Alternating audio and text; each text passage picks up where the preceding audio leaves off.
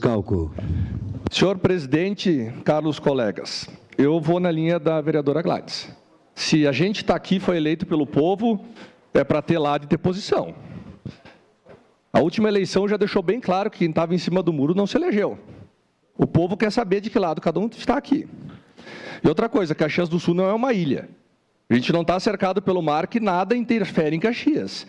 Uma guerra vai subir combustível, vai ficar mais caro os alimentos, vai afetar a cesta básica, vai afetar a cidade como um todo.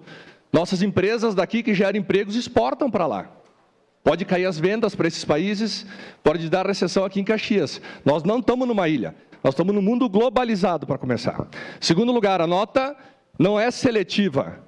A nota é específica, contra o terrorismo, contra Hamas, Hezbollah, qualquer grupo que mata crianças, idosos, gestantes, extermina raças, e essa nota é contra isso.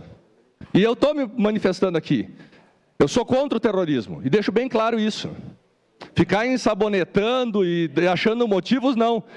Eu sou contra o terrorismo, contra o Hamas, assino com muito orgulho essa nota, e tenho solidariedade também com o povo palestino inocente que está pagando por isso, como o israelense também. Mas é contra o terrorismo, como falou também o vereador Bressan. Então, temos lado sim aqui. E o meu lado é esse, contra o terrorismo. Muito obrigado. Obrigado.